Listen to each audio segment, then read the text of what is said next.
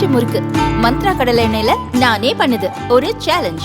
உங்களால இந்த மாதிரி முறுக்கு செய்ய முடியுமா? மந்த்ரா கடலை எண்ணெயில முறுக்கு செஞ்சு பாருங்க.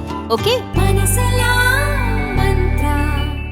பிராமண சமூக மக்கள் எப்போதும் அமைதியை விரும்புவர்கள், எந்தவித ஜாதி துவேஷ கலவரத்திலும் ஈடுபடாதவர்கள் என்றும் நூற்றுக்கணக்கான பிராமண தியாகிகள் உயிரையும் துச்சமாக மதித்து இந்திய தேச சுதந்திரத்திற்காக போராடியவர்கள் என்றும் இந்து மக்கள் கட்சியின் தலைவர் அர்ஜுன் சம்பத் தெரிவித்துள்ளார்.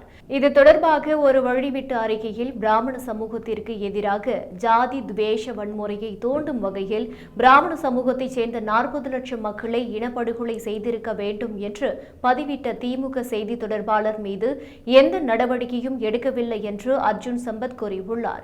பூணூல் அறுப்பு, பிராமண சமூகத்திற்கு எதிரான தாக்குதல்களை நடத்துபவர்கள் மீதும் மற்றும் பிராமண சமூகத்தை இழிவுபடுத்தி பேசுபவர்கள் மீதும் எந்த நடவடிக்கையும் எடுக்கவில்லை. வேங்கை வயல் பட்டியலின மக்களின் தண்ணீர் தொட்டியில் மலம் கலந்தவரை இன்று வரை கண்டுபிடிக்க முடியவில்லை என்று குற்றம் சாட்டினார்.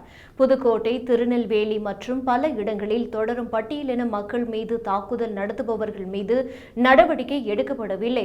ஆனால் ஒரு பிராமண சமூக பெண் அவதூறு கருத்து கூறினார் என்று அவர் மீது பல வழக்குகள் தொடுத்து ஒரே நாளில் அதிரடியாக கைது செய்து அவர் சார்ந்த சமூகத்தை அச்சுறுத்தும் வகையில் சிறையில் அடைப்பது எந்த விதத்தில் நியாயம் என்று அர்ஜுன் சம்பத் கேள்வி எழுப்பியுள்ளார்.